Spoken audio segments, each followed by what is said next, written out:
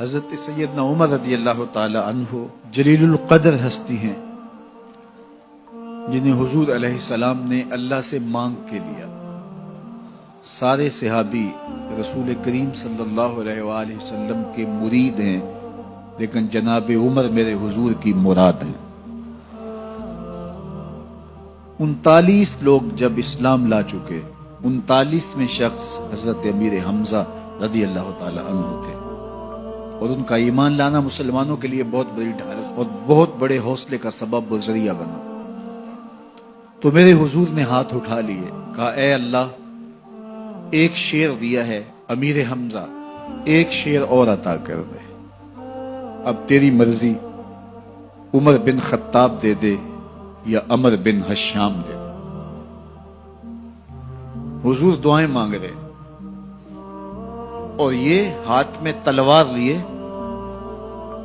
غیظ و غضب سے بھرے ہوئے گھر سے نکلتے ہیں کہ بانی اسلام کا چراغ ہی بجھا دینا ہے۔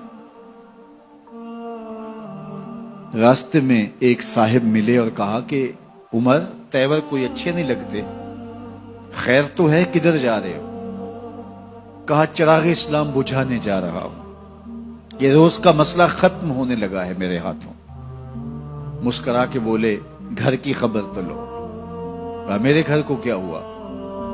کہا تمہاری بہن فاطمہ بھی نوکر بن گئی ہے رسول اللہ صلی اللہ علیہ وسلم کی۔ غصے سے بھرے ہوئے اپنی بہن کے گھر کا رخ کرتے ہیں، اندر سے قرآن پڑھنے کی آواز آ رہی، غصہ اور بڑھ جاتا ہے، دروازے کو زور زور سے کھٹکھٹاتے ہیں۔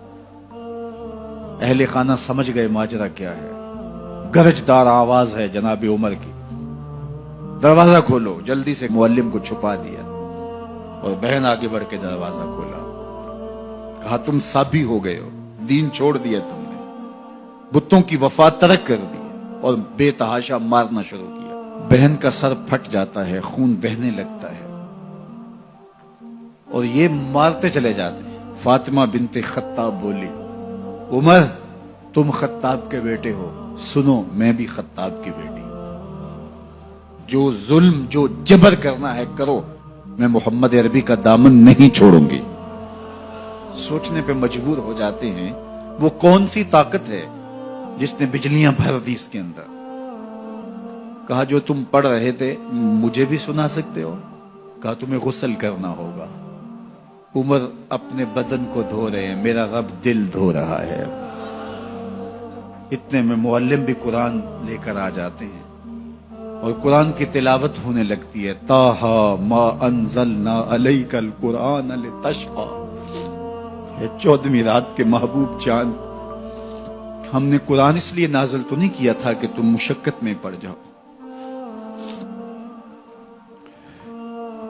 بے تاب ہو گئے، کہا عمر کی عمر برباد ہو گئی، مجھے لے چلو حضور کی چوکھٹ پہ۔ تلوار حمائل کی ہے، بہنوئی ساتھ ہیں،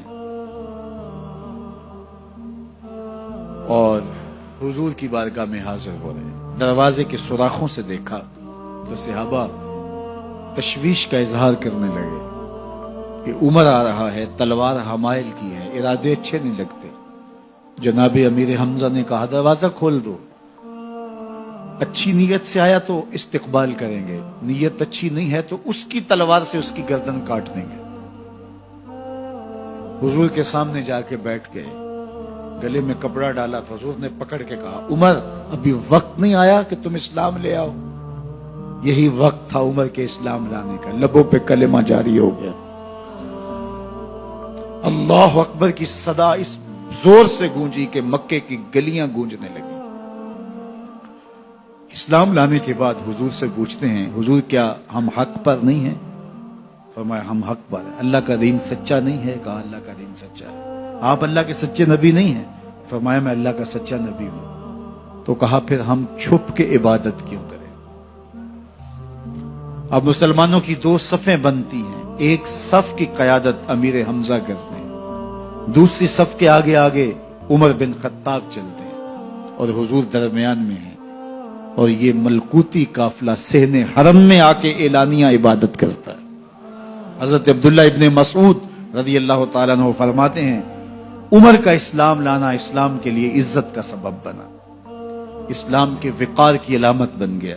ایک ایک کے دروازے پہ جا کے دروازہ کھٹکھٹا کے کہتے ہیں، وہ تو اور خبر سننے کے لیے بے چین تھے کہ یہ بانی اسلام کی زندگی کا چراغ بجھانے گیا تھا، کوئی خبر لایا ہوگا۔ وہ کہتے ہیں آؤ عمر کدھر آئے ہو؟ کہا تمہیں بتانے آیا ہوں، کمزوروں سے پنجہ آزمائی کرتے رہے ہو، آؤ میرے سے بات کرو، میں محمد عربی کا نوکر بن گیا ہوں۔